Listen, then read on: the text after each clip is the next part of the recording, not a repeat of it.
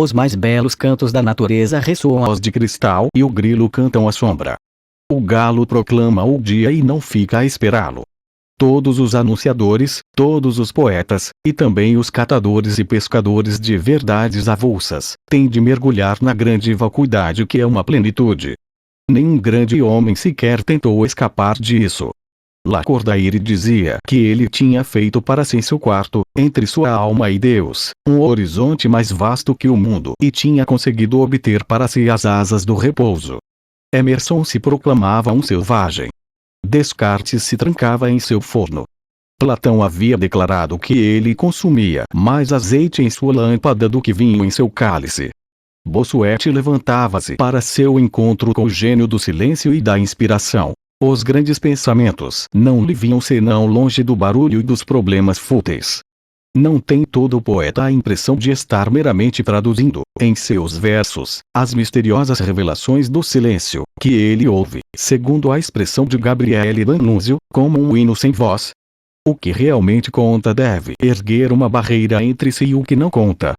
A vida banal e os lúdibria de que falava Santo Agostinho, os jogos e as brigas de criança que um beijo acalma, devem cessar sob o beijo da musa, sob a carícia inebriante e apaziguante da verdade. Para que tu vieste? Perguntava a si próprio São Bernardo acerca da clausura. Ad cuide venisti?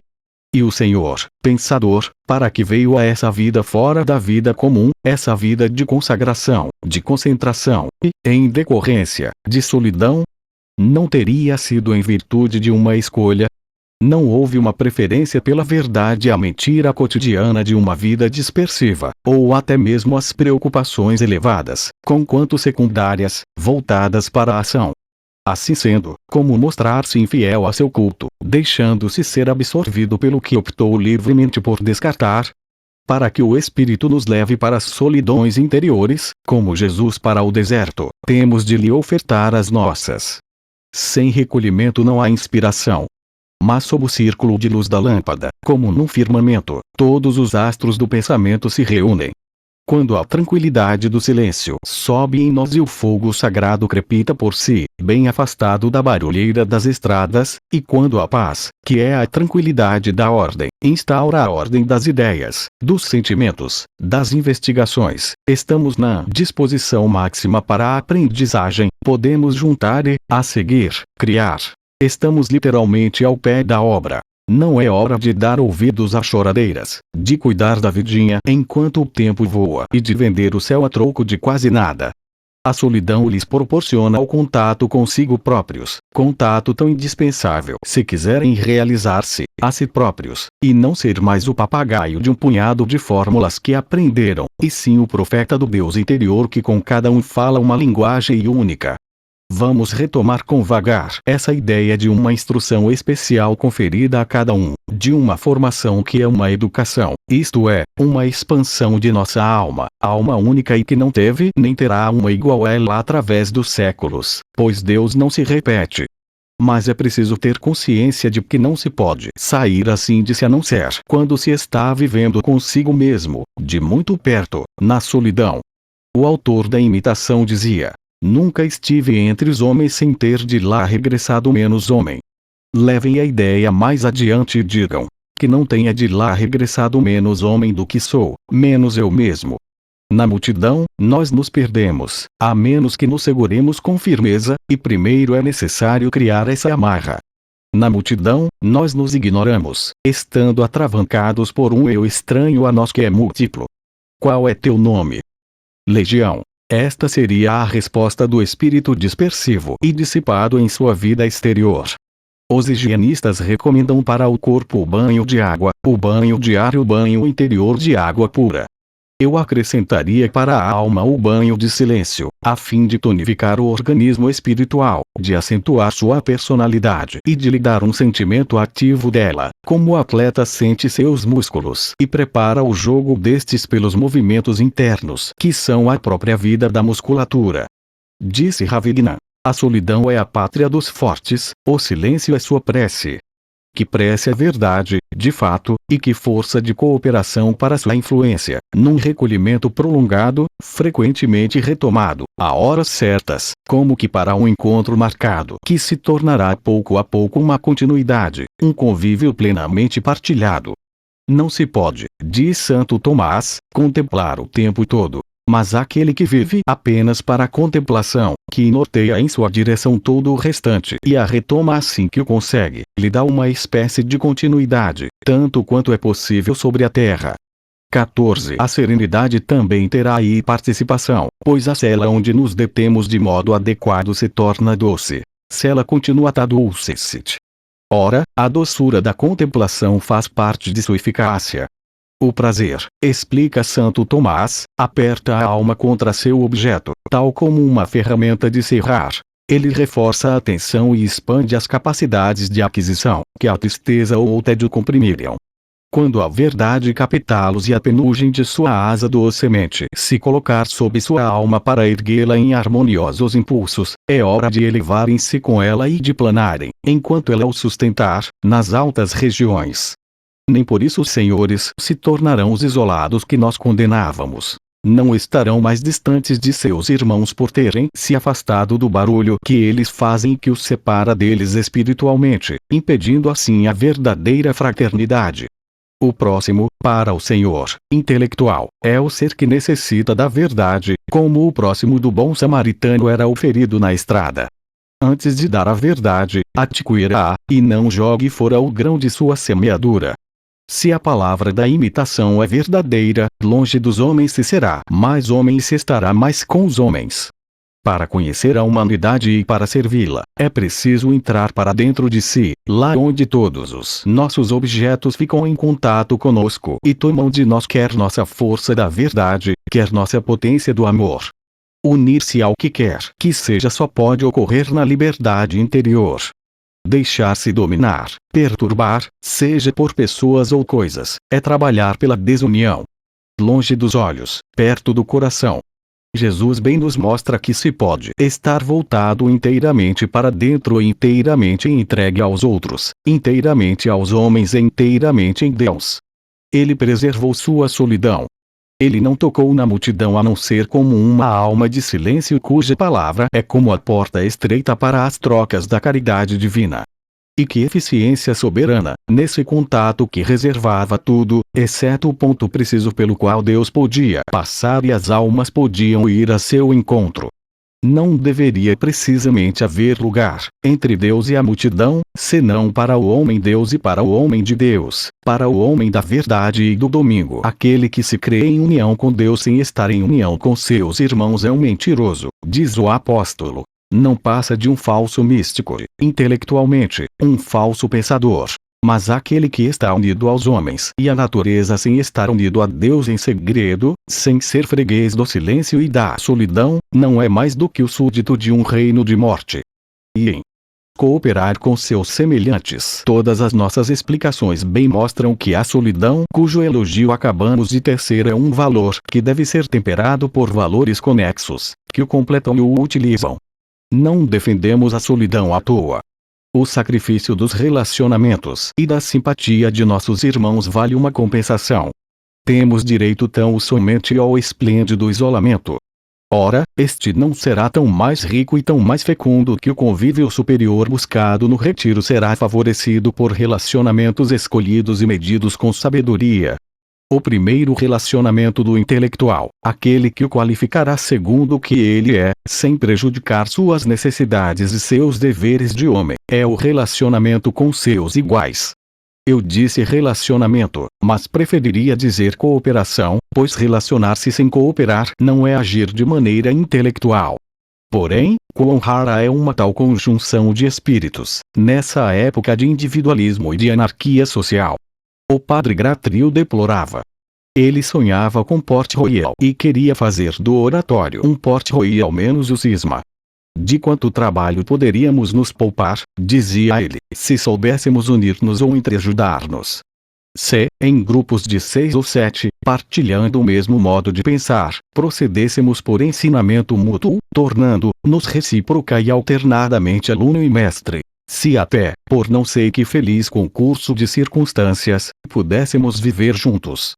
Se além das aulas da tarde e dos estudos dessas aulas, conversássemos no fim do dia, até mesmo à mesa, de todas essas belas coisas de modo a aprender mais sobre elas pela troca e infiltração de ideias do que pelas próprias aulas. 15 As oficinas de outrora, e sobretudo as oficinas de arte, constituíam-se em amizades, em famílias. A oficina de hoje é um cárcere, ou então um meeting. Mas não chegaremos a ver, sob a premência da necessidade que pesa cada vez mais a nosso redor, esse ateliê familiar ampliado, aberto para fora, e não menos concentrado do que antigamente.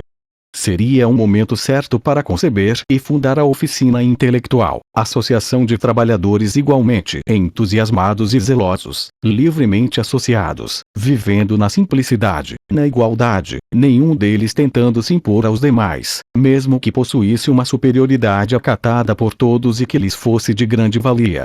Alheios a rivalidades e ao orgulho, procurando apenas a verdade, os amigos assim reunidos seriam, se me é permitida a expressão, multiplicados um pelo outro, e a alma em comum comprovaria uma riqueza para a qual não haveria explicação suficiente em parte alguma. É preciso ter uma alma tão forte para trabalhar sozinho.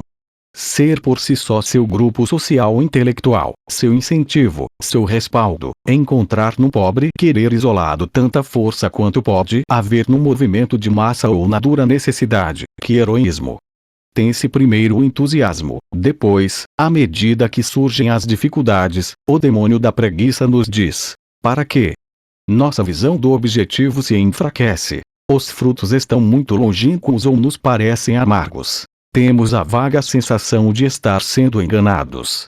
É certo que o apoio de outrem, os intercâmbios e o exemplo seriam contra esse esplêndido uma eficácia admirável. Eles supririam em muitos indivíduos a deficiência no poder de imaginação e na constância de virtude de que só alguns dispõem e que são entretanto indispensáveis ao prosseguimento perseverante de um grande fim.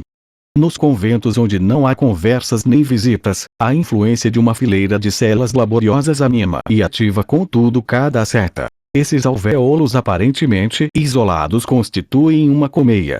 O silêncio é coletivo e o trabalho conjunto. A concordância das almas ignora as muralhas.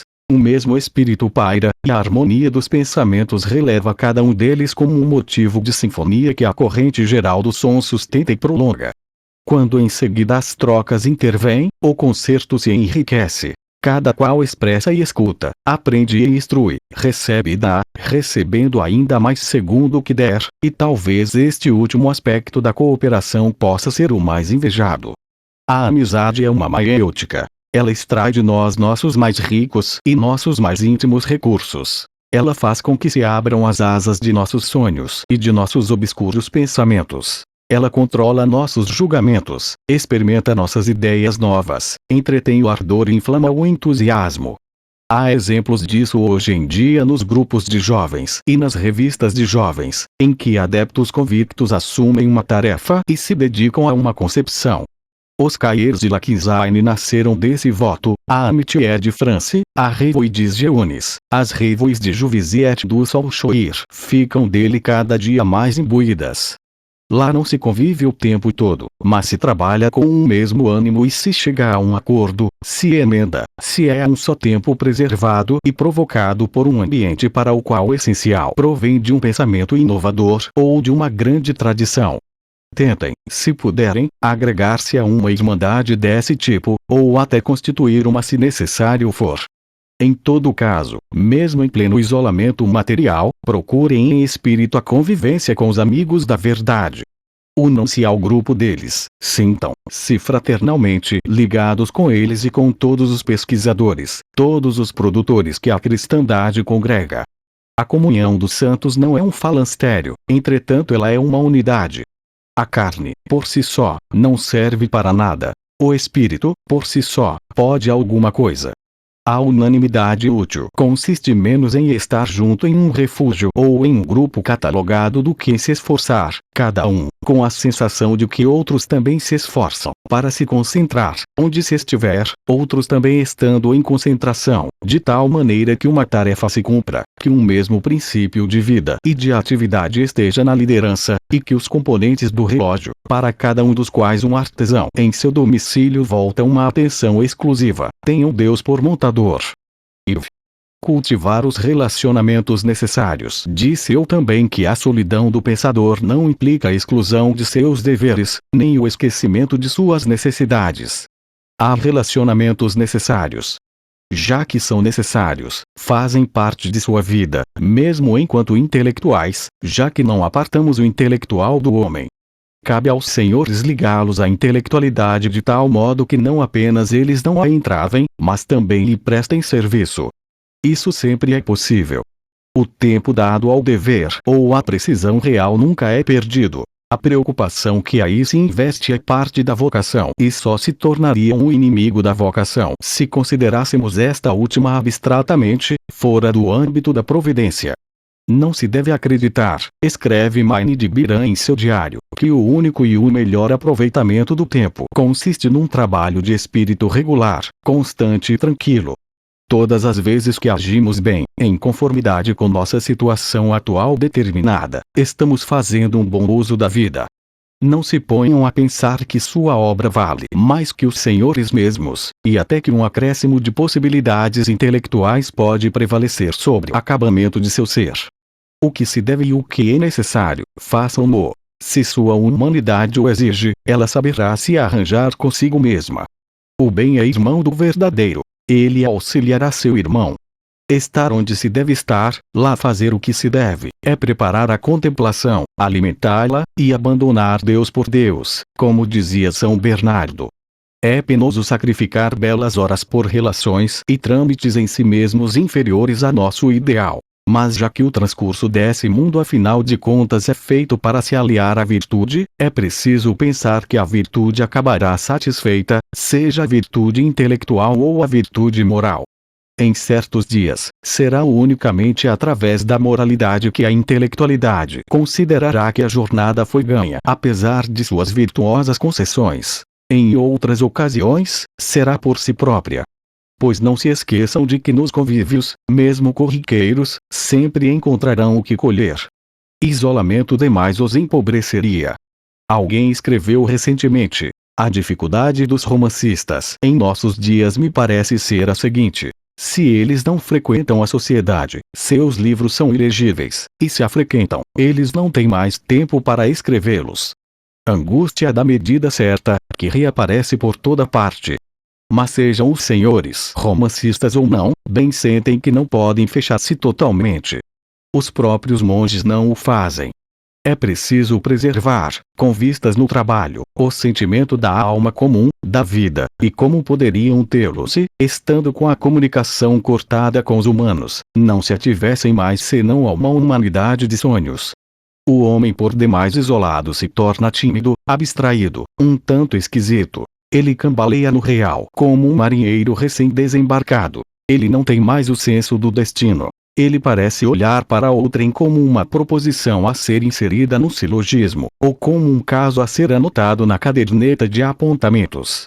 A riqueza infinita do real tem também muito a nos instruir. É preciso frequentá-la com espírito contemplativo, porém não desertá-la. E no real, o que há de mais importante para nós não é o homem centro de tudo, fim último de tudo, espelho de tudo e que convida o pensador de todas as especialidades a um confronto permanente. Na medida em que se tiver opção, é preciso regrar-se de modo a estar tanto quanto possível nas imediações de pessoas superiores. A isso também a mulher do intelectual deve estar atenta. Que ela não abra a porta de sua casa às cegas. Que seu tato seja tal qual um crivo. Em vez da companhia das altas rodas, que ela estime a das almas elevadas. As pessoas que pretensamente têm muito espírito, que ela prefira pessoas de grande peso, instruídas e de juízo firme, sabendo-se que no mundo se passa tanto mais facilmente por espirituoso quanto mais radicalmente se deu cabo de sua inteligência. Acima de tudo, que ela não vá, por futilidade, por vaidade, por algum interesse sem maiores consequências, arrastar o marido para casa de gente tola. Mas o que estou dizendo? Os próprios tolos também nos são úteis e nos ajudam a completar nossa experiência. Não os procurem. Deles já há o bastante. Mas aqueles que encontrarem, saibam tirar deles proveito, intelectualmente, numa espécie de contraprova, e humana e cristãmente, pelo exercício das virtudes de que eles são os clientes. A sociedade é um livro a ser lido, apesar de ser um livro banal. A solidão é uma obra-prima. Mas lembrem-se das palavras de Leibniz, que até do mais imprestável dos livros sempre conseguia tirar algum proveito. Os senhores não pensam sozinhos, tal como não pensam unicamente com a inteligência. Só a inteligência se associa às suas outras faculdades, sua alma a seu corpo, e sua pessoa às suas relações. É tudo isso seu ser pensante. Componham-no o melhor que puderem, mas que as próprias taras que ele apresentar, tal como as doenças que tiver, tornem-se valores, por meio de algum louvável gesto de sua grandeza de alma. No restante, em seus relacionamentos, comportem-se de tal maneira que sempre seu espírito e seu coração dominem sua situação. Não serão assim nem invadidos nem contaminados, caso o meio seja medíocre, e, se for nobre, ele não fará senão reforçar no interior dos senhores os efeitos da solidão, sua ligação com a verdade e as lições que ela lhes prodigaliza. Seria preciso que nossos contatos com o exterior fossem como os do anjo, que toca sem ser tocado a não ser que ele assim o queira, que dá de quem não se toma nada, porque ele pertence a um outro mundo. Pela moderação no que disserem, também conseguirão essa permanência do recolhimento e essa sabedoria nos intercâmbios das quais é tão urgente que estejam munidos. Falar para dizer o que deve ser dito, para expressar um sentimento oportuno ou uma ideia útil, depois disso calar-se, é o segredo para se resguardar sem deixar de se comunicar, em vez de permitir que a tocha se apague para depois acender outras. E, de resto, igualmente o meio de dar peso à sua palavra. A palavra pesa quando se sente por baixo dela o silêncio, quando ela oculta e deixa adivinhar, por detrás das palavras, um tesouro que ela libera progressivamente como convém, sem precipitação e sem agitação gratuita. O silêncio é o conteúdo secreto das palavras que contam. O que faz o valor de uma alma é a riqueza do que ela não diz. Manter a dose necessária de ação. O que dizíamos sobre os relacionamentos se aplica à ação com bem poucos retoques. Trata-se sempre de dosar a vida interior e a exterior, o silêncio e o barulho. A vocação intelectual, tomada em sentido estrito, é o contrário da ação. A vida contemplativa e a vida ativa sempre foram opostas, já que originárias de pensamentos e aspirações contrárias. A contemplação recolhe, a ação despende. Uma chama a luz, a outra ambiciona o domingo. Para falar de um modo geral, é evidentemente necessário resignar-se à partilha das tarefas, dando-se, cada qual, por satisfeito em elogiar aquilo que não se faz, em amar em nutrem os frutos daí resultantes em desfrutá-los graças à comunhão das almas. Mas a vida real não dá margem a uma divisão tão rigorosa. O dever pode forçar a ação como há pouco a sociedade, e ele deverá beneficiar-se com nossas observações. A ação regulada pela consciência prepara esta mesma consciência para as regras da verdade, a predispõe ao recolhimento quando for chegada a hora, a une a providência que é também fonte de verdade. O pensamento e a ação têm o mesmo pai. Em seguida, mesmo sem obrigação, sempre é indispensável ao pensador reservar uma parte de seu tempo e de seu coração à vida ativa. Essa parte, às vezes, é bem reduzida. No sábio ela nunca é nula. O monge se dedica a trabalhos manuais ou a obras de zelo. O grande médico tem sua clínica, seu hospital. O artista tem suas exposições, seu meio, suas turnês ou suas conferências. O escritor é solicitado de tantas formas que não se comprometer com nenhum projeto exigiria muito esforço. Tudo isso está muito bem. Afinal, nesse mundo cada coisa tem sua medida certa, a vida interior tem de ter a sua. Ela quer que a ação fique limitada e abra espaço para a solidão, porque a ação externa agita a alma, que o silêncio apazigua. Porém o silêncio levado longe demais provoca, por sua vez, agitação. O refluxo do homem todo para a cabeça causa desorientação e vertigem. Uma diversão é indispensável à vida cerebral. É-nos imprescindível o calmante da ação. Há razões fisiológicas para tanto nas quais não vou entrar. As razões psicológicas têm aí seu ponto de apoio e até sua origem, porque a alma sendo distinta do corpo não conheceria o cansaço. Contudo, o composto animado se cansa do repouso tanto quanto do dispêndio. Ele requer um equilíbrio cujo centro de gravidade pode, aliás, se deslocar e variar de um para outro. O corpo que se imobiliza demais se atrofia e se enerva. A alma que o imita se enfraquece e se corrói. De tanto cultivar o silêncio, se chegaria ao silêncio da morte. Por outro lado, a vida intelectual necessita do alimento dos fatos. Encontram-se fatos nos livros. Mas todo mundo sabe que uma ciência puramente livresca é frágil. Ela padece do defeito do abstrato. Ela perde o contato e em decorrência oferece ao raciocínio uma matéria excessivamente quintessenciada, quase que ilusória. Tu és um balão cativo, dizia de si para si Amiel, não deixes que se desgaste o barbante que te liga à terra. Santo Tomás dedica um artigo da Suma para provar a necessidade de apoiar-se ao real para julgar porque, diz ele, o real é o fim último do julgamento. Ora, o fim, ao longo de todo o caminho, deve projetar sua luz. 16 As ideias estão nos fatos, elas não vivem por si próprias, como acreditou Platão. Esse ponto de vista metafísico tem consequências práticas. Na qualidade de homem de pensamento, é preciso manter-se nas proximidades do que é, do contrário o espírito vacila. O sonho seria outra coisa do que um pensamento cuja comunicação com o exterior está cortada, um pensamento que não quer mais. O sonho inconsistente é um recife no oceano do pensamento puro. É preciso evitá-lo como uma causa para a impotência e a queda. O pensamento se apoia nos fatos como o pé sobre o solo, como o enfermo em suas muletas.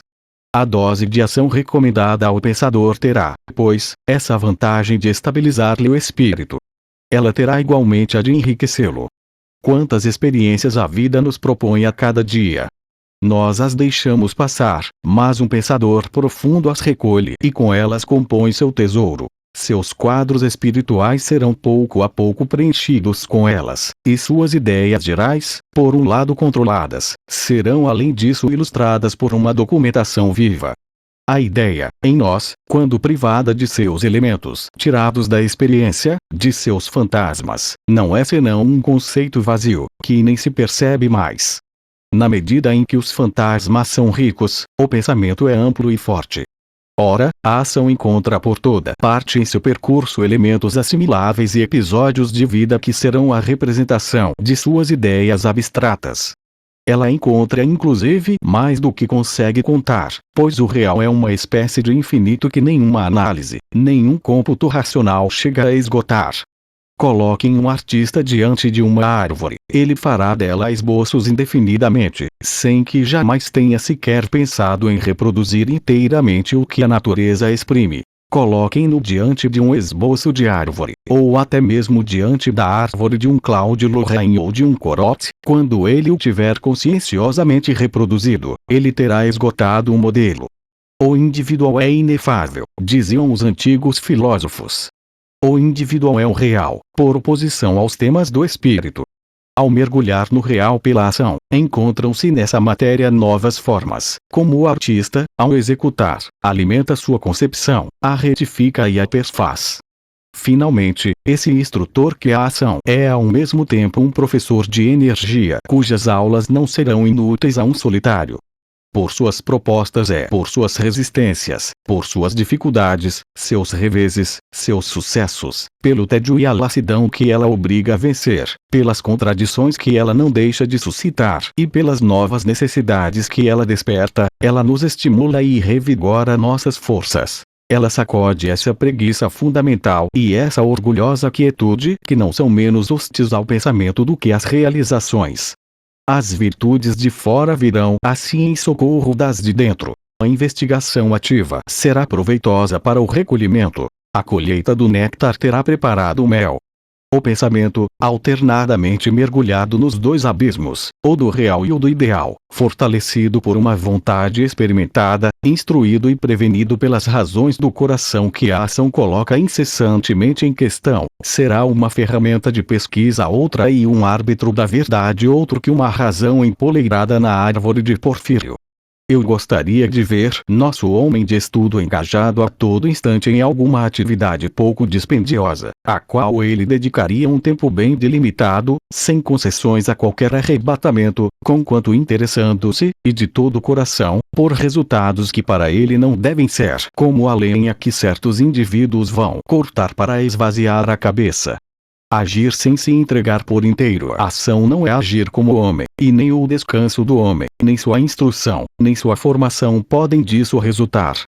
Portanto, se os senhores já não contam com algumas dessas que simplesmente se impõem, procurem causas que os apaixonem porque elas são de grande valia, obras de luz, de construção, de preservação, de progresso, ligas pelo bem público, associações de defesa e de ação social, empreendimentos todos que querem seu homem, se não quanto à vida dele em seu todo, pelo menos quanto a seu ser completo. A isso entreguem-se nas horas em que a inspiração lhes concede ou até lhes impõe uma pausa bem-vinda também para ela mesma. Depois do que estarão prontos para retornar a ela, e o céu onde ela os introduz lhes será tanto mais aprazível que terão experimentado, junto com seus tesouros, os perigos, os lodaçais e as asperidades da terra. Preservar em tudo o silêncio interior. Parece-me resultar disso tudo que a solidão útil, o silêncio e o retiro do pensador, são realidades abrandadas, mas fundamentadas no espírito com alto grau de existência. É com vistas ao retiro, ao silêncio e à solidão íntima que a ação e os relacionamentos são tolerados e é em função deles que são dosados. Assim deve ser, se verdadeiramente o intelectual é um consagrado, e se não se pode servir a dois senhores. O espírito de silêncio será, pois, exigido onde se estiver. É ele sobretudo que importa. Disse às vezes que a solidão é a mãe das obras. Não, e sim o estado de solidão. Tanto que podemos, a rigor, conceber uma vida intelectual fundada no trabalho com duração de 2 horas por dia. Seria possível pensar que, estando essas 2 horas a salvo, a conduta subsequente se daria como se elas não existissem? Seria um erro de entendimento muito grave. Essas 2 horas são ofertadas à concentração, mas nem por isso deixa-se de requerer a consagração da vida inteira. Um intelectual deve ser intelectual o tempo todo. O que São Paulo sugere ao cristão, quer comais, quer bebais, quer façais qualquer outra coisa, fazei tudo pela glória de Deus, deve-se aplicar ao cristão em busca de luz. A glória de Deus é para ele a verdade. Ele deve pensar nela onde quer que esteja, submeter-se a ela em tudo. A solidão que lhe é recomendada é menos uma solidão de lugar do que uma solidão de recolhimento. Ela é elevação mais do que afastamento. Ela consiste em se isolar pelo alto, graças ao dom de si às coisas superiores e mediante a fuga das leviandades, das divagações, da mobilidade e de toda a vontade caprichosa. Ela realiza a conversátil mostra in cálice do apóstolo ao levar nossa morada e nosso trato ao céu dos espíritos. Ficar em casa e se entregar a um falatório interior, a um embate dos desejos, a exaltação do orgulho, a corrente de pensamentos que introduzem em nós um meio exterior absorvente e repleto de discórdia, seria de fato isso a solidão? Há uma falsa solidão tal como há uma falsa paz. Em contrapartida, sair e agir por dever, por sabedoria ou pelo propósito de se distrair, cuja necessidade voltaremos a defender mais adiante, pode constituir uma solidão superior, que alimenta e tonifica a alma em vez de diminuí-la. O que Santo Agostinho chama de pureza da solidão pode ser preservado em toda parte. Só a impureza pode manchar até seu próprio refúgio. Tu podes estar numa cidade, escreveu Platão, como um pastor em sua cabana no alto de uma colina. Tenham a inspiração interior, o comedimento, o amor daquilo a que se entregaram, tenham a seu lado o Deus da verdade, e estarão sozinhos em pleno universo. Capítulo 4 O tempo do trabalho e o trabalho permanente. De muitas maneiras diferentes tivemos já de definir a lide intelectual. Contudo, necessário examinar mais de perto suas diversas condições e antes de mais nada o tempo que o pensador lhe dedica. O estudo já foi denominado uma oração à verdade. Ora, a oração, nos diz o Evangelho, jamais deve ser interrompida. É preciso orar em todo momento e não desfalecer. Lucas 18, 1. Bem sei que se pode compreender esse texto com benignidade. Ele quereria então dizer: não passem nenhum dia, semana, longo período, sem dirigirem-se a Deus. Mas nossos doutores evitaram estreitar a esse ponto tão grande dito. Tomaram-no ao pé da letra e dele tiraram uma doutrina profunda. A oração é a expressão do desejo. Seu valor é constituído por nossa aspiração interior, por seu teor e por sua força. Retirem o desejo, a oração deixa de ser. Alterem-no, ela muda. Reforcem ou atenuem sua impetuosidade, a oração alça voo ou perde as asas. Inversamente, suprimam a expressão deixando intocado o desejo, a oração, sob muitos aspectos, permanece intacta. Uma criança que nada diz, mas fita com um olhar ardente o brinquedo de uma vitrina, depois olha para a mãe que sorri, não terá formulado a mais comovente das orações. Que nada tivesse visto, o desejo pelo jogo, inato na criança como a sede de agir, não constitui para os seus uma oração permanente que eles atenderão. É preciso orar em todo momento equivale, pois, a dizer, em todo momento é preciso desejar as coisas eternas, as coisas do tempo que está a seu serviço, o pão cotidianos de toda a natureza e toda a ocasião, a vida em todas as suas amplidões, terrestres e celestes. Apliquem esse comentário à oração ativa do estudo, estarão entrando numa consideração extremamente valiosa. O pensador é um consagrado. Ele é, entretanto, um pensador em atividade apenas durante umas poucas horas. Carlyle dizia: não creio que literato algum tenha dedicado à literatura a quinta parte de seu tempo. Já que, assim sendo, a maior parte de sua vida fica em nível ou nivelada por baixo, o homem das alturas fica obrigado a tornar a descer e se inclinar.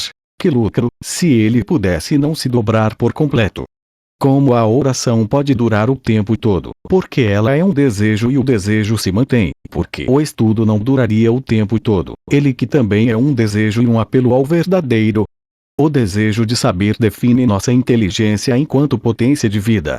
Instintivamente nós queremos conhecer do mesmo modo como pedimos pão. Se a maioria dos homens se demora em desejos mais terrenos, o pensador possui a particularidade de ser obcecado pelo desejo de saber.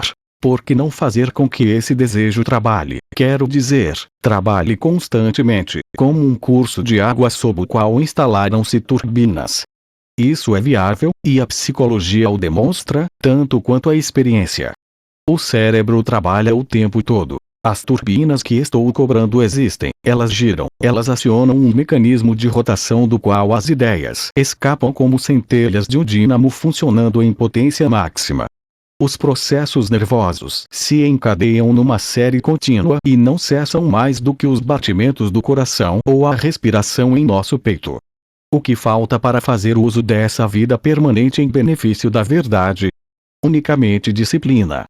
É preciso que os dínamos estejam acoplados às turbinas ligadas à corrente. É preciso que o desejo de conhecer acione regularmente, e não de modo intermitente, o funcionamento cerebral consciente ou inconsciente.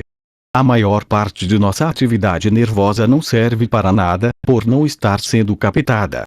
A bem da verdade, ela não pode sê-lo inteiramente, pois nosso poder sobre ela é relativo e, forçando o rendimento, se quebraria a máquina. Mas pouquíssimos são os que procuram o possível. O hábito tem nisso um peso determinante. Quando bem estruturada, ela age como uma segunda natureza, e é aqui que nossos conselhos práticos encontram seu lugar. Tudo que puderes, diz Santo Tomás ao estudioso, esforça-te por guardá-lo no cofre do espírito, como aquele que tenciona encher um vaso. Voltaremos a essa comparação que poderia prestar-se a uma interpretação equivocada. Mas trata-se aqui da preocupação em adquirir, não do meio para tanto. O que importa ao homem da verdade é compreender que a verdade está em toda parte, e que ele deixa passar sua correnteza contínua sem aproveitá-la para ativar sua alma. A sabedoria clama nas ruas, diz a Bíblia. eleva a voz nas praças públicas, prega à entrada dos lugares ruidosos, às portas da cidade, ela dá a ouvir sua voz. Até quando, ó ignorantes, amareis vossa ignorância? Convertei-vos, e espalharei sobre vos meu espírito, estendo a mão e ninguém me dá atenção. Provérbios 1:20, 24. Esse premente apelo à verdade, se lhe dessem ouvidos, expandiria o espírito e o enriqueceria mais que muitas sessões de trabalho. Estas permaneceriam necessárias, mas a luz que nelas se concentra iria se expandindo de modo a recobrir quase que a vida inteira. Uma corrente se estabeleceria e jogaria luz sobre os resultados do pensamento difuso, levando-os depois de volta a este último para dar-lhe orientação, um alcance que se tornaria habitual e, consequentemente, fecundidade. Vejam o que acontece quando querem mobiliar um apartamento. Até então os senhores sequer pensavam nos móveis, tanto que, ao circular nas ruas de Paris, onde de cada 4 lojas uma é de antiguidades, nem mesmo reparavam nelas. As formas que nelas existiam não lhes chamavam a atenção. As tendências da moda eram-lhes desconhecidas, e também as chances de fazerem grandes achados, a especialidade de tal ou qual bairro, as faixas de preços etc. Pelo contrário, com o espírito em estado de alerta por meio do desejo, tudo os marca, tudo os detém. Paris passa a ser uma vasta loja, e em uma semana aprendem o que uma vida inteira não teria podido ensinar-lhes. A verdade é mais difundida que os móveis. Ela grita pelas ruas e não nos desleixa mesmo quando nós a desleixamos. As ideias estão nos fatos. Elas estão também nas conversas, nos acasos, nos espetáculos, nas visitas e perambulações, nas leituras mais corriqueiras. Tudo contém tesouros, porque tudo está em tudo e algumas leis da vida ou da natureza governam todo o restante. Newton teria descoberto a gravitação se a atenção que ele dava ao real não o tivesse prevenido e predisposto a notar que as maçãs caem como os universos. As leis da gravitação dos espíritos, as leis sociológicas, filosóficas, morais, artísticas não são menos aplicadas por toda parte. Um grande pensamento pode nascer acerca de todo e qualquer fato. Em toda contemplação, nem que seja a de uma mosca ou de uma nuvem passando, há oportunidade para reflexões sem fim. Toda réstia de luz pode levar ao sol. Toda passagem aberta é um corredor para Deus. Ora, essas riquezas, nós poderíamos captá-las se estivéssemos presentes.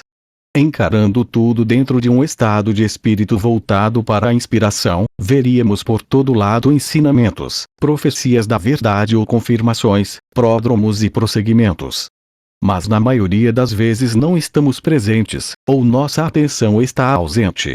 Todo mundo olha para o que eu olho, dizia Lamennais em Saint-Malo, diante do mar revolto, mas ninguém vê o que eu vejo.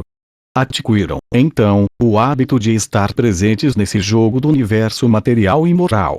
Aprendam a olhar e confrontem o que se apresenta aos senhores com suas ideias costumeiras ou secretas.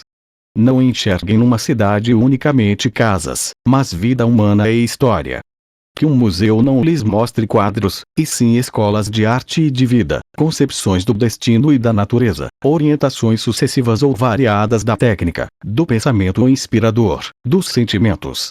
Que uma oficina não lhes fale somente de ferro e de madeira, mas da condição humana, do trabalho, da economia antiga e recente, das relações de classes sociais. Que as viagens lhes ensinem a humanidade. Que as paisagens lhes evoquem as grandes leis do mundo. Que as estrelas lhes falem das durações incomensuráveis. Que os pedregulhos do caminho representem para os senhores resíduos da formação da terra. Que a visão de uma família se una a seus olhos à das gerações, e que o menor relacionamento lhes traga informações sobre a mais elevada concepção do homem. Se não souberem olhar assim, não se tornarão ou não serão mais que um espírito banal. Um pensador é um filtro em que a passagem das verdades deposita sua melhor substância. Aprendam a escutar e escutem, primeiramente, quem quer que seja. Se é no mercado, como afirmava Malherbe, que se aprende sua língua, também no mercado, isto é, na vida cotidiana, se pode aprender a linguagem do espírito. Um sem número de verdades circulam nos discursos mais simples. A mais ínfima palavra escutada com atenção pode ser um oráculo. Um lavrador se revela em certos momentos muito mais sábio do que um filósofo. Todos os homens são iguais ao fazer com que tudo reflua para o fundo de si próprios, e se alguma impressão profunda, o retorno instintivo ou virtuoso à simplicidade de origem, afasta as convenções, as paixões que comumente nos furtam a nós próprios ou aos outros, ouve-se sempre o discurso divino, quando um homem fala. Em cada homem está o homem todo, e uma profunda iniciação pode nos advir disso. Se fossem romancistas, não percebem o que aí poderiam aproveitar. O maior dos romancistas se forma na soleira das portas, o menor na Sorbonne ou nos salões. Com a diferença que, em vez de se imiscuir, o grande observador se reserva, ele vive de si para si, ele ascende, e a vida mais ínfima se apresenta para ele como um grande espetáculo. Ora, o que o romancista procura pode servir para todos, pois todos precisam dessa profunda experiência. O pensador só é deveras pensador se ele encontra na mais leve das impulsões vindas de fora a oportunidade para uma propulsão sem fim. Está em seu caráter conservar por toda a vida a curiosidade da infância, a vivacidade de suas impressões, sua tendência em ver tudo sob o ângulo do mistério, sua admirável faculdade de encontrar por toda parte surpresas produtivas. Contudo, fiquem à espreita muito especialmente da felicidade de ter um encontro com alguém que sabe e que pensa. Que tristeza é ver os homens da elite ser tão pouco úteis a seu círculo de conhecidos. São praticamente assimilados aos débeis mentais. Aproveita-se deles o que eles têm de comum, não o que possuem de raro. Está aí um tesouro, e fica-se brincando com a chave sem abrir. Sorri-se às vezes de sua falta de jeito, de suas pequenas esquisitices de pessoas abstraídas, é uma coisa bem inocente. Mas o que é tolo é assumir um ar de superioridade que esquece o grande ser. Os grandes valores já são dispersos o bastante para que sejam deixados assim sem proveito. Eles se aproveitam a si próprios, e todo mundo tira deles proveito sem se dar conta. Mas, no caso de dar-se conta, recebe-se deles uma instrução e uma impulsão que decidirão o rumo de toda uma existência. Um bom número de santos, de grandes capitães, de exploradores, de cientistas, de artistas, o foram por ter encontrado uma personalidade eminente e ouvido o som de uma alma. Os ecos desse chamado silencioso se fizeram ouvir neles até o fim de sua vida, e era um clamor que os tocava em frente. Uma correnteza invisível os carregava.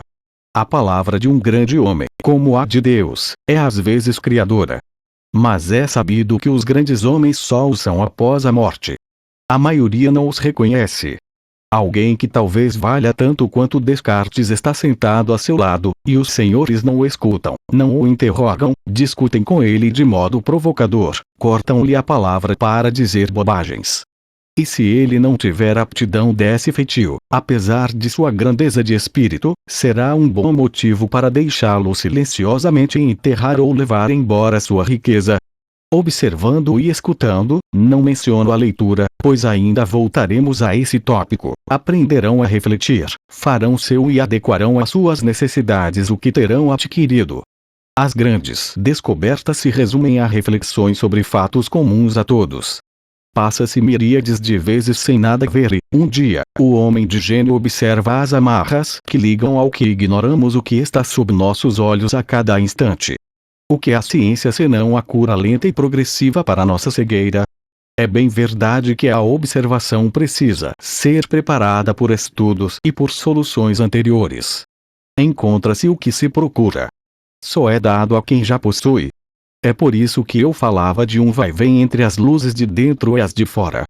De qualquer forma, o espírito deve estar numa disposição permanente para refletir, como numa disposição permanente para ver, para ouvir, para atirar na presa em pleno voo, como um bom caçador. Vamos ser ainda mais precisos e dizer que esse despertar do espírito pode resultar em proveitos não apenas para a nossa cultura geral, mas também para a nossa especialidade, e também para nosso estudo atual, nosso trabalho em andamento. Levem seus problemas consigo. O cavalo de aluguel faz sua corrida e volta para sua baia. O livre corcel vive com as narinas ao vento. Já que a verdade está por toda parte e que tudo está interligado, por que não estudar cada questão a partir de tudo quanto estiver relacionado com ela? Tudo deve alimentar nossa especialidade. Tudo deve vir testemunhar a favor ou contra nossas teses. O universo é em grande parte o que nós fizemos dele. O pintor vê por todo lado tão somente formas, cores, movimentos, expressões. O arquiteto equilibra massas. O músico capta ritmos e sons, o poeta temas de metáforas, um pensador ideias em ato. Não há nada aqui que remeta a um particularismo restrito. Trata-se de método. Não se pode levar tudo adiante ao mesmo tempo.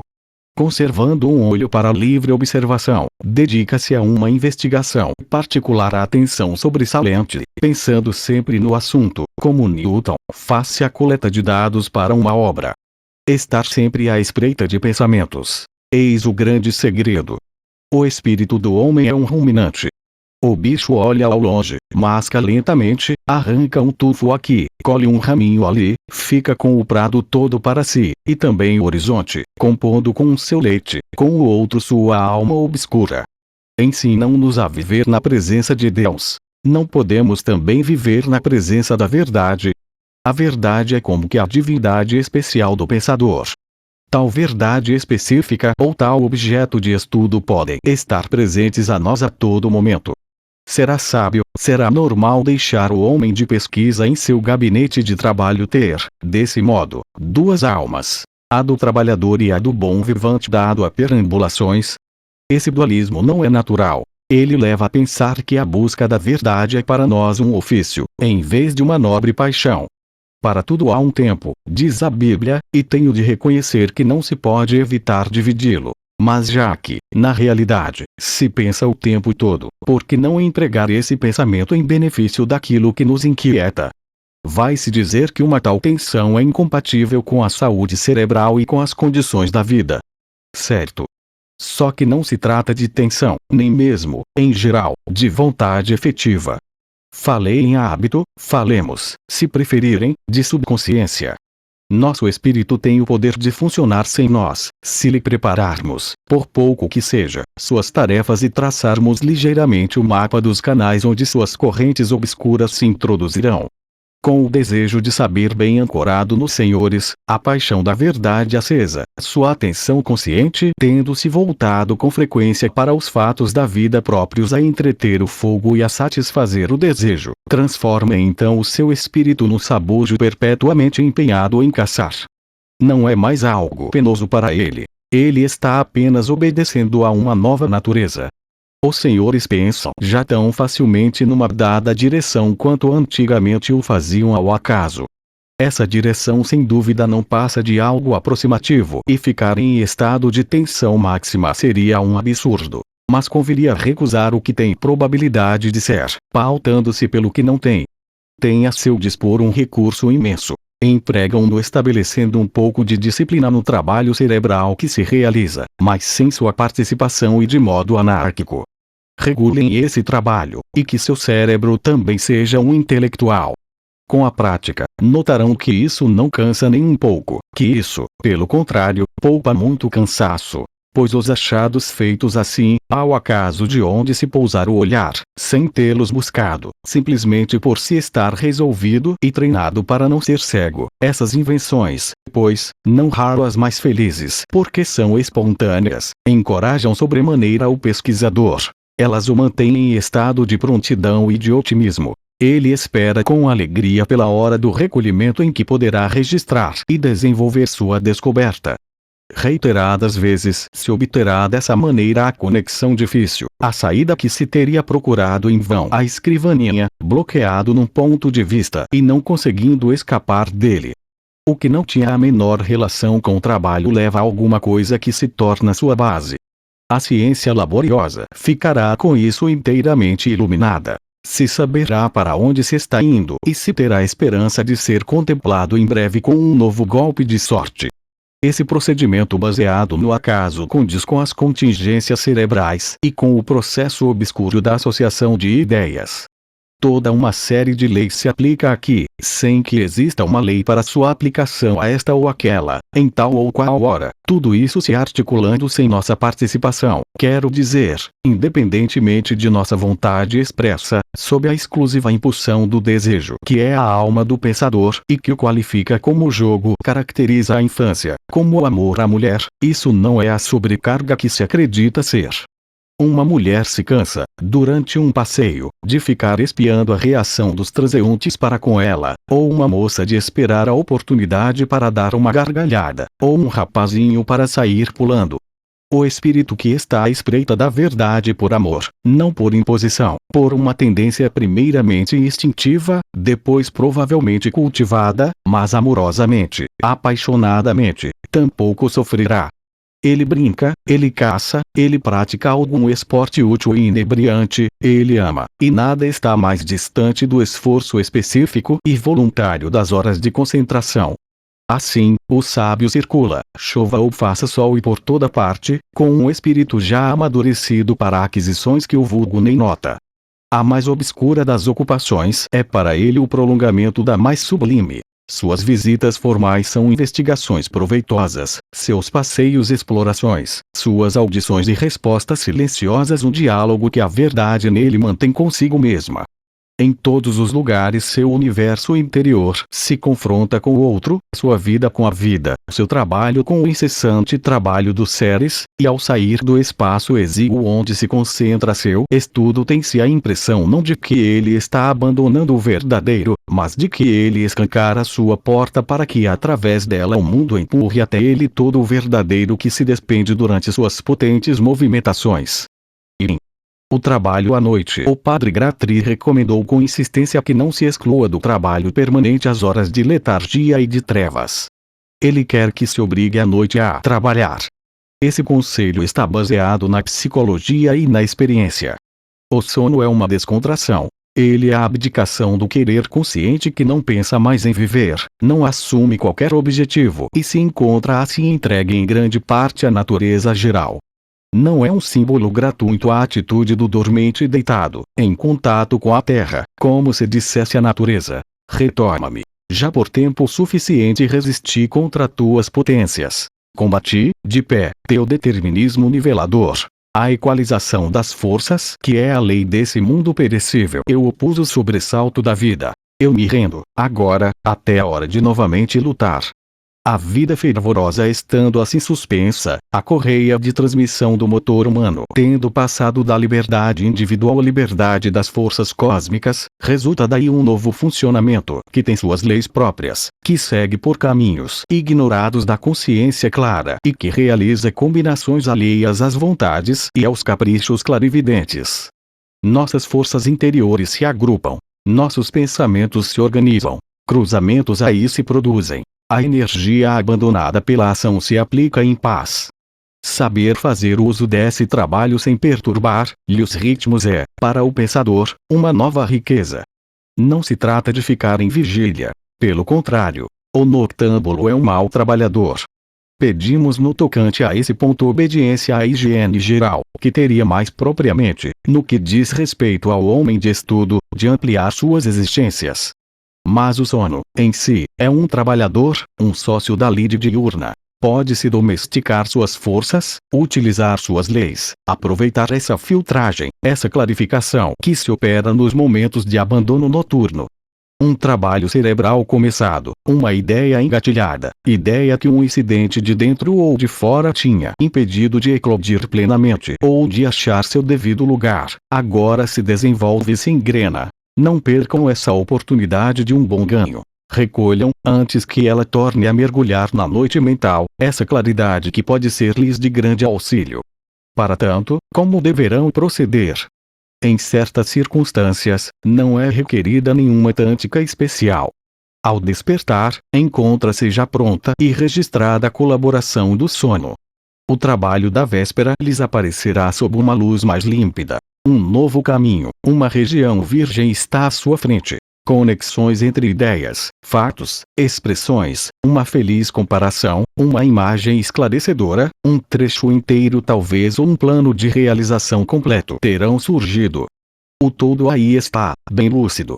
Bastará utilizar, a seu tempo, o que Hipnos dignou-se a efetuar para os senhores.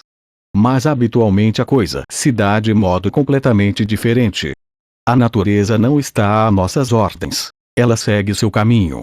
Seu rio arrasta ouro. Mas cabe a nós recolhê-lo e não deixar afundar o que carregam suas águas opulentas. Com muita frequência clarões ocorrerão durante uma insônia de alguns minutos, quem sabe até de um segundo apenas. É preciso conservá-los. Confiá-los ao cérebro relaxado seria imprimi-los em água. Há grandes chances de que o dia seguinte sequer guarde o vestígio de um vago incidente. Assim, tomem uma atitude melhor. Tenham à mão um bloco de anotações ou uma caixa de fichas. Anotem sem tentar ficar bem despertos, sem acender a luz na medida do possível, e tornem a mergulhar em suas sombras. Aliviar assim o pensamento será provavelmente um meio de favorecer o sono em vez de perturbá-lo. Se disserem, vou me lembrar, quero me lembrar, essa vontade virá inimiga do repouso bem mais que um rápido rabisco. Não esqueçam que o sono é uma descontração do querer. Em outras ocasiões, é pela manhã, logo ao despertar, que vêm as luzes.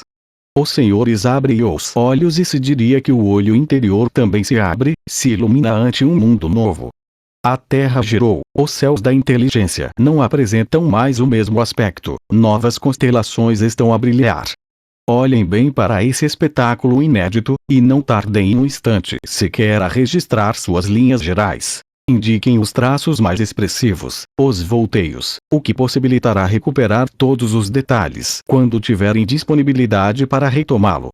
Cada pensador tem em sua experiência pessoal ocorrências de lucidez matinal por vezes surpreendentes, poder-se-ia dizer até milagrosas.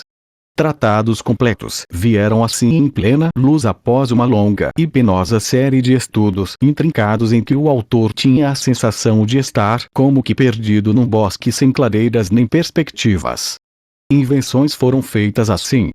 Elementos dispersos no espírito, experiências antigas ou conhecimentos aparentemente sem qualquer interesse se tinham associado, e questões se tinham resolvido, por si mesmas, pela classificação espontânea das imagens mentais que representavam a ideia de sua solução. Depressa, ao bloco de anotações, quando uma felicidade desse naipe lhes couber. Vão em frente, enquanto a ideia continuar vindo. Extraiam, não acrescentem nada de céu. Sem qualquer intervenção perturbadora, com uma atenção entregue à natureza, cujo trabalho é exatamente esse, puxem cuidadosamente a corrente que se formou, espalhem os elos, as correntinhas sobressalentes que estão penduradas nela, registrem as proporções, as dependências, sem nenhuma preocupação com o estilo, com o estilo adotado por opção, pois bem pode ser que haja elementos de estilo preciosos que se desfraudariam dessa maneira espontânea. Quando a gaveta estiver vazia e a corrente de pensamentos novos parecer provir inteiramente dela, parem de escrever, mas não deixem, enquanto isso, de manter o olhar fito em sua fortuna. Pode ser que ela cresça ainda mais, que a corrente gere novos elos, que as correntinhas se multipliquem e se subdividam. Tudo isso é tão valioso que não se deve perder uma parcela sequer. É trabalho poupado para o dia. À noite, sua grande colaboradora lhes deu sem menor esforço de sua parte, uma jornada de 24 horas completas, talvez até algumas semanas, as que seriam exigidas para bater por esforço próprio a fastuosa joia que ela lhes ofertou. Entretanto, a preocupação em colher não é o suficiente. O sono, que trabalha sozinho, trabalha a partir de um material prévio. Ele nada cria. Habilidoso em combinar e em simplificar, em chegar a um resultado, ele não tem poderes para operar senão sobre os dados da experiência e a labuta do dia. Sua lide deve, pois, ser-lhe preparada. Contar com ele é primeiramente contar consigo mesmo.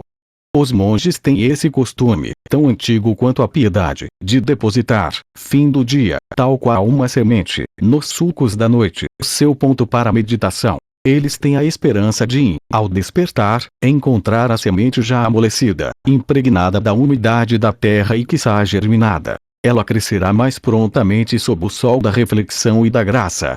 sem renunciar a essa prática, que bem mereceria generalizar-se entre os cristãos, pode-se acrescentar-lhe a semeadura da noite pelo trabalho. A terra humana é rica. Duas sementes brotarão lado a lado sem conflitos. Tragam até os senhores, ao adormecer, confiem a Deus e a alma a questão que os preocupa, a ideia que demora a distender suas virtualidades, ou até se furta isso. Não façam nenhum esforço que retarde o sono. Pelo contrário, tranquilizem-se com este pensamento: o universo trabalha por mim. O determinismo é o escravo da liberdade. Enquanto eu descanso, ele girará a moeda de seu moinho. Eu posso diferir meu esforço. Os céus giram, e enquanto giram eles fazem com que se mova em meu cérebro o mecanismo delicado que eu talvez distorcesse. Eu durmo, a natureza vela, Deus vela, e eu recolherei amanhã um pouco de seu trabalho.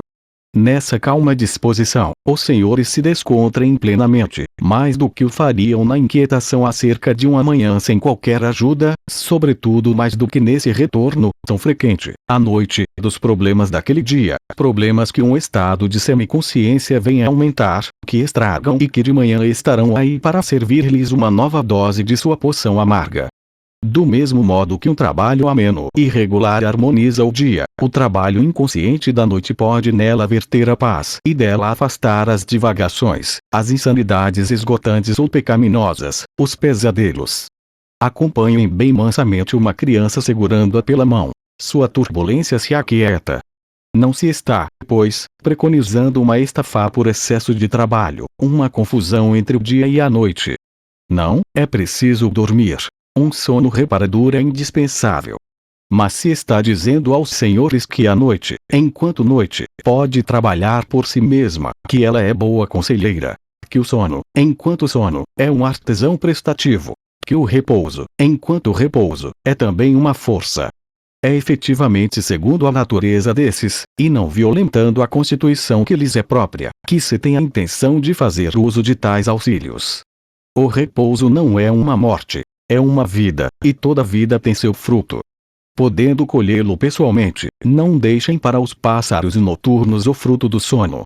E em o início e o fim do dia, daí a extrema importância, para o trabalhador tanto quanto para o homem religioso, do início e do fim do dia. Não se pode preparar, vigiar, concluir como uma alma atenta às horas de repouso, se entregar ao acaso aquelas que a circundam. A manhã é sagrada. Pela manhã, a alma refrescada olha para a vida como se estivesse numa curva, de onde ela lhe aparece por inteiro.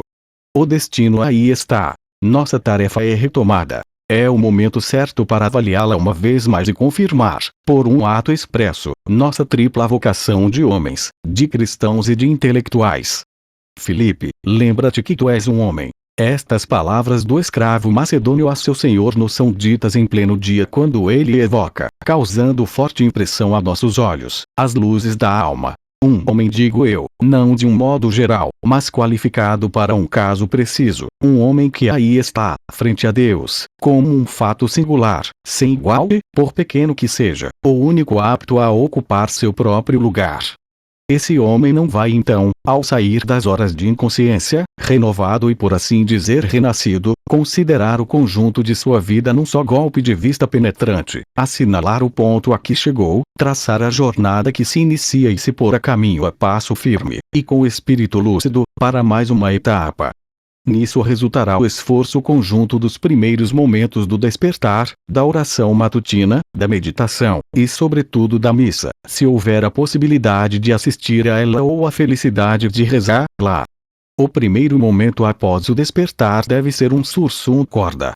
Elevemos nossos corações. Enunciar uma fórmula cristã nessa ocasião é uma prática excelente. Enunciá-la em voz alta é melhor. Pois, e os psicólogos o sabem perfeitamente, nossa voz nos sugestiona e desempenha para conosco o papel de um outro eu. Eis aí um escravo que não podemos menosprezar. Ele tem autoridade por nossa ordem, ele é nós, e sua voz ressoa com o estranho poder de domínio de quem é a um só tempo o mesmo e um outro. Ensina-se às crianças a darem seu coração a Deus. O intelectual, que nesse aspecto é uma criança, deve adicionalmente dar seu coração à verdade, lembrar-se de que é seu servidor, repudiar seus inimigos dentro de si, amar, para que eles a ela retornem, seus inimigos de fora, e acatar os esforços que a verdade, para aquele dia que desponta, lhe pede. Segue-se, então, a oração. O padre Gratri aconselha o intelectual a dizer a prima, que teria por equivalente, à noite, cúmplices, as completas. Nada há, de fato, de mais belo, nada é mais eficaz, mais estimulante. A maioria das orações litúrgicas são obras-primas. Tem a vastidão e a quietude do nascer e do pôr de um astro. Experimentem. Não poderão dizer outra coisa a respeito. Toda a verdadeira vida aí está, toda a natureza, e o trabalho será preparado como se fosse uma viagem pela abertura de um janelão inundado de sol. Qualquer que seja a escolha, a prece do intelectual deve enfatizar de passagem o que se refere especificamente à sua situação, tirar daí proveito tanto quanto possível e elaborar com isso o grande propósito que o trabalho cristão realiza. Ato de fé nas elevadas verdades que sustentam a ciência. Ato de esperança no auxílio divino para a luz como para a virtude. Ato de amor para com aquele que é infinitamente amável e para com aqueles que nosso estudo quer dele aproximar. Pater, o Pai Nosso, para pedir, com o pão, o alimento da inteligência. Ave, a Ave Maria, dirigida à mulher revestida pelo sol, vitoriosa tanto contra o erro como contra o mal. Nessas fórmulas e em outras mais, o intelectual se reencontra, mentaliza sua tarefa e, sem separar sua especialidade da vida cristã em seu todo, pode beneficiar-se do que está previsto para ele providencialmente depositado no tesouro comum. A meditação é tão essencial para o pensador que não se faz necessário retomar sua defesa. Pregamos já o espírito de oração. Onde ele se alimentar é melhor que nessas contemplações matinais, onde o espírito descontraído, ainda não reabsorvido pelos afazeres do dia, levado, erguido sobre a asa da prece, eleva-se facilmente para as fontes do vero que o estudo capta penosamente. Se a Santa Missa puder ser assistida, se ela for rezada, as amplidões nela contidas não os arrebatarão. Então, não verão, do alto do Calvário novamente erguido, do cenáculo onde se renova a ceia da despedida, a humanidade vir postar-se a seu redor, essa humanidade com a qual não devem perder contato, essa vida que as palavras do Salvador iluminam, essa indigência que sua riqueza socorre e que devem junto com ele socorrer, guiar, salvar por sua vez ao salvarem-se a si mesmos. A missa os coloca verdadeiramente em estado de eternidade, em espírito de Igreja Universal, e no it missa est, ide, a missa acabou, estão prontos a ver uma missão, seu zelo sendo enviado para junto do despojamento da terra ignorante e desvairada. A manhã impregnada de todo esse orvalho, refrescada e fortalecida por essas brisas espirituais, não pode deixar de ser fecunda. Atirem-se a ela com fé, prossigam nela com coragem. O dia gastará as reservas de luz da aurora. O anoitecer virá antes do esgotamento das luminosidades, como o ano se encerra, deixando nos celeiros a semeadura do ano seguinte. O início da noite. Como em geral pouco se sabe santificá-lo, apaziguá-lo, prepará-lo para o sono efetivamente reparador. Como é desperdiçado e poluído, como se consegue desnorteá-lo. O que dele fazem os homens do prazer, não vamos nem insistir nisso. O caso deles é totalmente diverso do nosso. Mas vejam essas pessoas sérias que chamamos de trabalhadores, homens de negócios, industriais, oficiais de justiça, atacadistas, falo deles globalmente. Quando é chegada a noite, eles que se soltam e não querem mais saber de nada, liberando seu espírito para a dissipação que teoricamente distrai, jantando, fumando, jogando, conversando na maior gritaria, circulando pelos teatros e casas noturnas, bocejando no cinema e deitando-se relaxados. Com efeito, relaxado, é assim que se fica, mas da mesma forma que o violino que estivesse com todas as cordas totalmente frouxas. Que trabalho, no dia seguinte, para afinar tudo de novo. Conheço industriais que se descontrem lendo Pascal, Montaigne, Ronsard, Racine. enfiados numa confortável poltrona, com uma boa iluminação projetada por trás, num ambiente aquecido, estando a família bem quieta ou produzindo sons muito brandamente à sua volta, eles se põem a viver, depois de se terem fatigado. Esse momento é só deles. Esse momento é o momento do homem, depois que o especialista se bateu, com a cabeça e o coração, contra dezenas de dificuldades. Um intelectual, se não precisa dessa compensação, precisa muito mais ainda dessa calma. Seu serão deve ser um recolhimento, sua ceia uma restauração equilibrada, seu jogo a fácil ordenação do trabalho do dia e a preparação daquele do dia seguinte.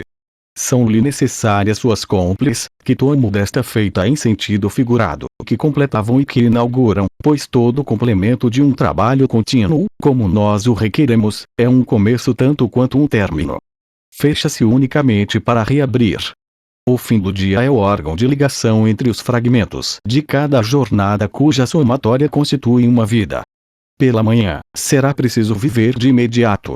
Deve-se predispor a isso desde a véspera, nas horas que se seguem ao anoitecer, e também preparar a noite que a seu modo vem soldar, sem nossa participação, umas nas outras, as lides conscientes. O que quer que pense a ilusão cheia de paixão e de interesse daqueles que no homem se propõem a cultivar o lado boêmio, a vida de dissipação não é um repouso, é um esgotamento. O repouso não pode consistir na dispersão das forças. O repouso é uma retrogradação para longe do esforço, em sentido às suas fontes. E, pois, uma restauração, não um gasto tresloucado. Bem sei que gastar significa às vezes adquirir. Se está então falando de esporte, recreação, e saberemos certamente exigir, e não tolerar tão somente, essa descontração ativa. Mas não é essa a função normal do começo da noite. Nesse período noturno inicial, há um duplo repouso. Um espiritual, o outro físico. O repouso em Deus e o repouso na Mãe Natureza. Ora, o primeiro é a prece que o propicia. Quanto ao outro, o descanso do corpo, já que ele antecede o descanso mais completo da noite, cabe-lhe conduzir a este último. Deve-se pôr em prática, nesse período anterior ao sono, os ritmos lentos cujo modelo é a respiração noturna. Deixar que em nós se exerçam os determinismos fáceis, que os hábitos tomem o lugar das iniciativas, que a rotina do dia a dia substitua o esforço da atividade intensa, em uma palavra, deixar de querer, de certa forma, para que a renúncia da noite se instaure. Eis a sabedoria. E a sabedoria se reconhecerá na estrutura dessa vida atenuada, dessa semi-atividade que se aquieta. A família terá um papel a cumprir nesse processo. Uma conversa tranquila selará a união das almas. Se trocarão as impressões do dia, os projetos arquitetados. Se confirmarão modos de ver, objetivos. Se encontrará reconforto para o declínio do dia.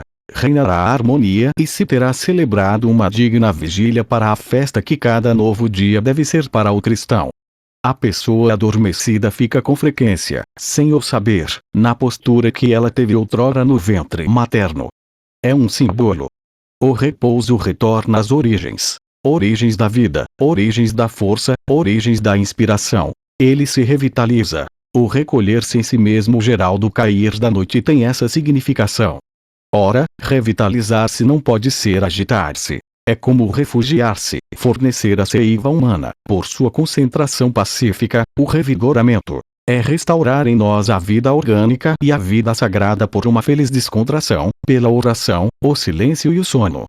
E os instantes de plenitude. Chegamos aqui ao que não mais é preparo, prolongamento, pausa utilitária, descanso focado no trabalho, mas trabalho propriamente dito e tempo dedicado à concentração estudiosa, ao pleno esforço.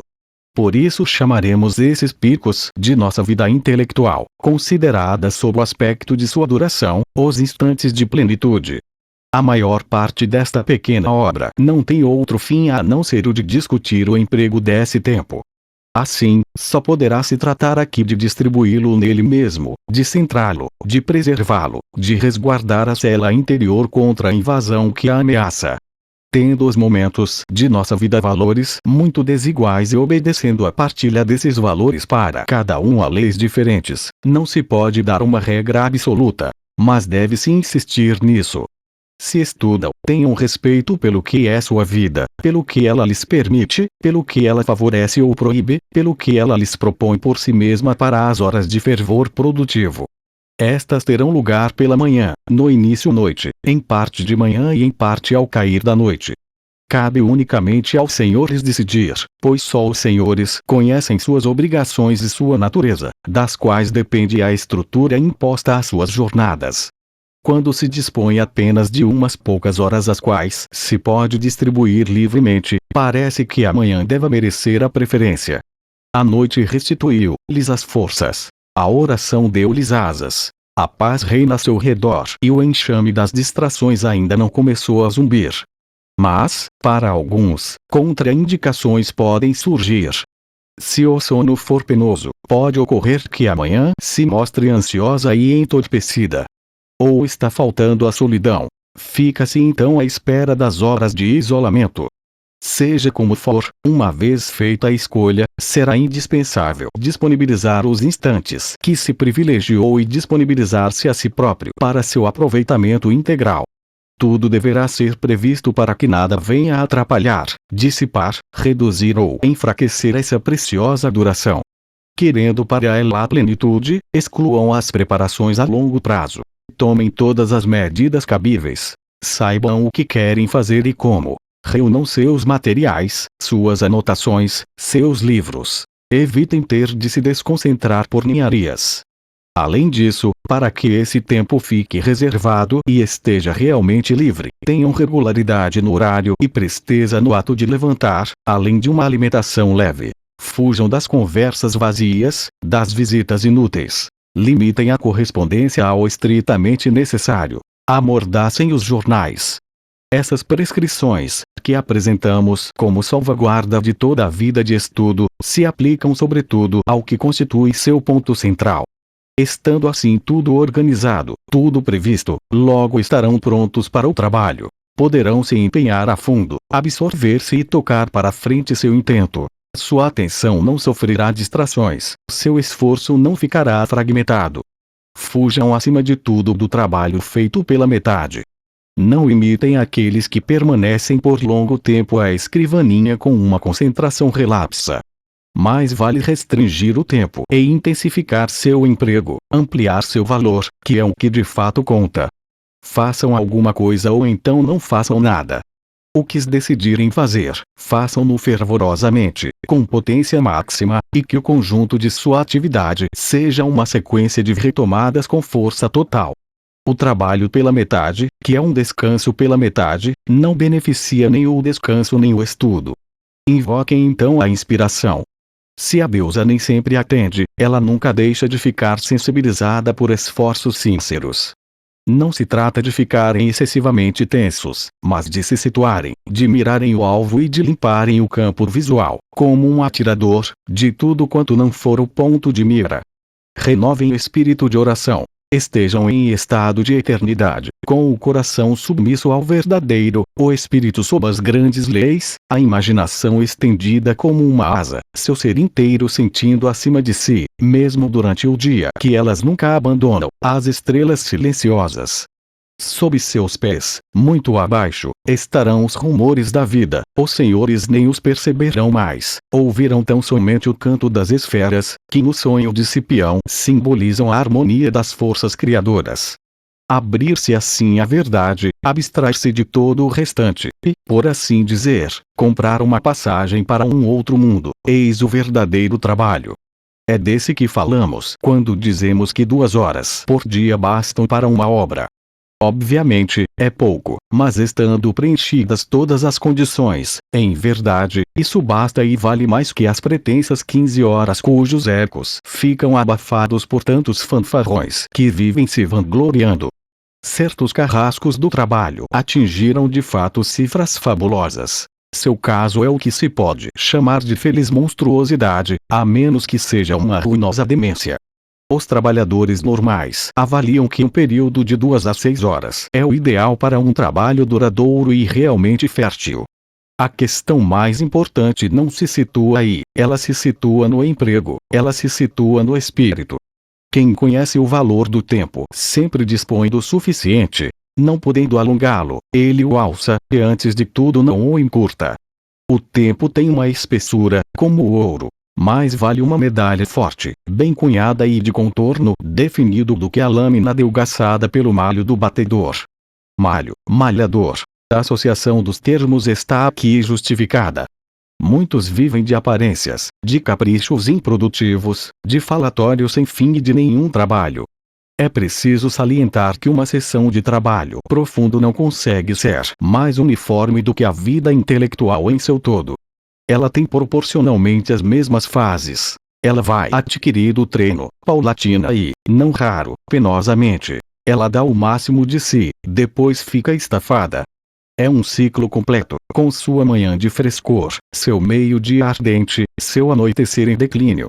É preciso ser o Josué deste fim de dia para que a batalha, sempre curta demais, possa prosseguir. Teremos de voltar às condições dessa claridade protegida. Assinalarei agora uma só dentre elas. Defender sua solidão como uma aspereza que não respeita mais nada.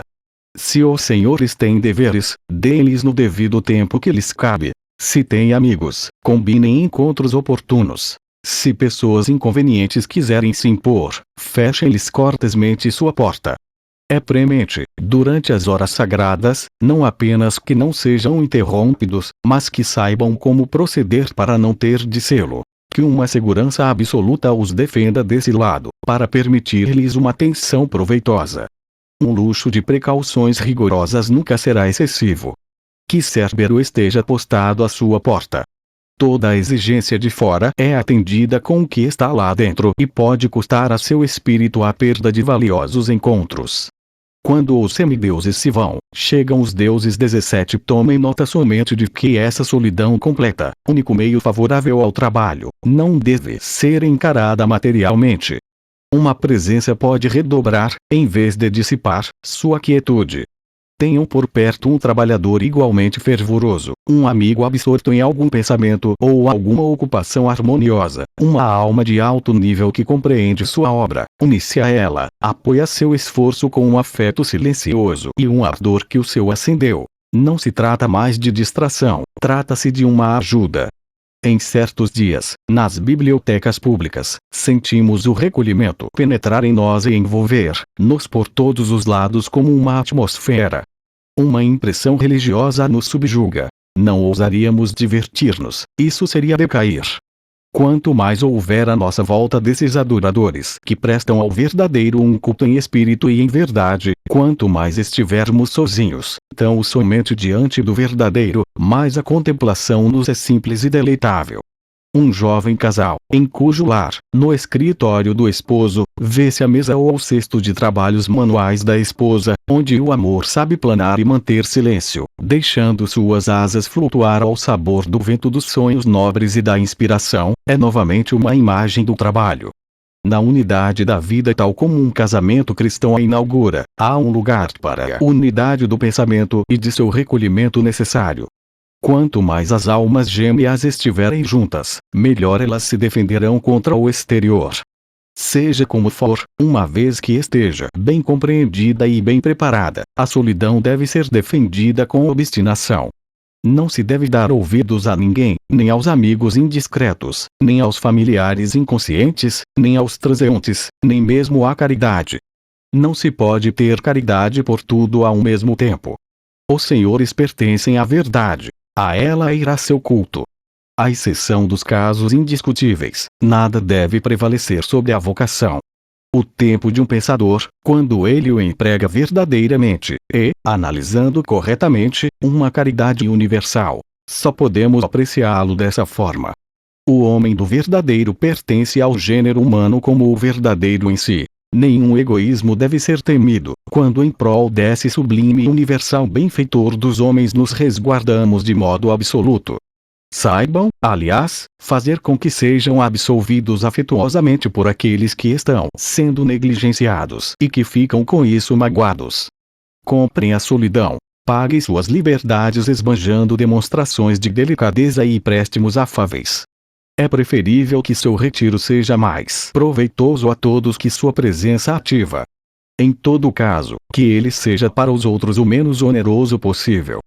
que tem a dívida e que sua independência relativa tenha como contrapeso sua dependência absoluta quando as obrigações reaparecerem. Capítulo 5. O campo do trabalho e a ciência comparada. Não se pode dar conselhos muito específicos sobre o que convém aprender, e menos ainda sobre a dosagem dos elementos incluídos no plano de trabalho. Santo Tomás não faz qualquer menção nesse sentido em seus 16 preceitos. Na verdade, é uma questão de vocação pessoal, que depende em linha direta do objetivo a ser alcançado. Entretanto, algumas indicações são viáveis, e fornecê-las pode ser um ponto de partida para reflexões proveitosas. Não abordaremos o assunto desde sua origem. Estamos falando entre pessoas que ultrapassaram a escolaridade básica e que têm o propósito de organizar ou completar estudos avançados. Nesse estágio, o assunto pede as observações tão interessantes do padre Gratry relativas à ciência comparada.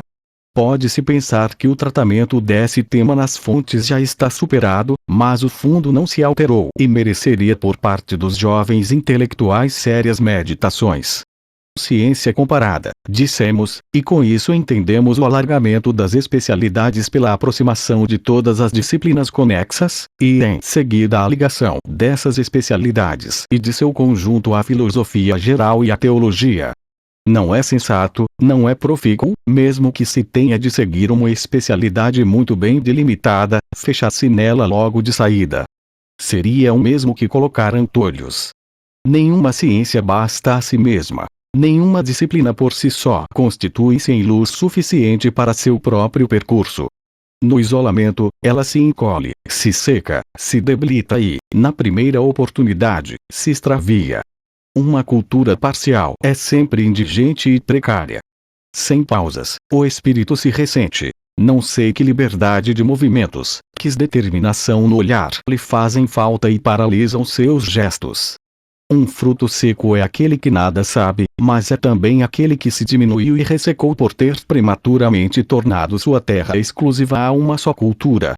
Pode-se garantir sem paradoxo que cada ciência explorada ao máximo daria às demais ciências, as ciências dariam a poesia e as ciências dariam a moral, depois a política e a própria religião, no que há nela de humano. Tudo está em tudo, e uma compartimentação só é possível por abstração. Abstrair não é mentir, diz o provérbio. Abstraere non est mentiri. Mas com a condição de que a abstração que distingue, que isola metodicamente, que concentra sua luz no dado ponto, não vá separar do que ela estuda o que lhe está mais ou menos diretamente relacionado. Cortar as comunicações de seu objeto é falseá-lo, pois suas conexões fazem parte dele. É possível estudar uma peça de relojoaria sem levar em consideração a peça vizinha. É possível estudar um órgão sem se importar com o corpo. Não é tampouco possível progredir em física ou química sem a matemática, em astronomia sem a mecânica e sem a geologia, em moral sem a psicologia, em psicologia sem as ciências naturais, em nada sem a história. Tudo está interligado. As luzes se cruzam, e um tratado inteligente em cada uma das ciências faz referência em maior ou menor grau a todas as demais. Assim, se quiserem garantir para si um espírito aberto, preciso, realmente forte, previnam-se, antes de tudo, contra a especialidade. Estabeleçam suas bases de acordo com a altura até onde querem subir. Ampliem o orifício da escavação segundo a profundidade que ela deve alcançar. Entendam, inclusive, que o saber não é nenhuma torre, nem um poço, mas uma morada de homem. Um especialista, se não for um homem, não passará de um burocrata. Sua esplêndida ignorância fará dele um transviado entre os humanos. Ele será desajustado, anormal é doido. O intelectual católico não se pautará nesse modelo. Pertencendo ao gênero humano por sua vocação, seu primeiro querer é nele tomar parte. Ele calcará o chão com o pé seguro, por ter uma base de sustentação, e não saltitando nas pontas dos pés. Nosso saber tentou sondar a noite em todas as direções. Nossos cientistas nela mergulham a mão para pegar estrelas. Esse nobre esforço não deixa na indiferença nenhum autêntico pensador. Acompanhar até um certo ponto as explorações de cada pesquisador é para os senhores uma obrigação que no final resulta numa capacidade 10 vezes mais proveitosa para suas próprias pesquisas. Quando chegarem ao especial, por terem assim vivenciado muita cultura, ampliado sua visão, adquirido o senso das ligações por meio das profundezas, serão um homem diferente do que o que se confina numa estreita disciplina. Toda ciência, cultivada em separado, não só não se basta a si mesma, mas apresenta perigos que todos os homens sensatos reconheceram. A matemática tomada isoladamente deturpa o raciocínio, habituando a um rigor que nenhuma outra ciência, e menos ainda a vida real, comporta.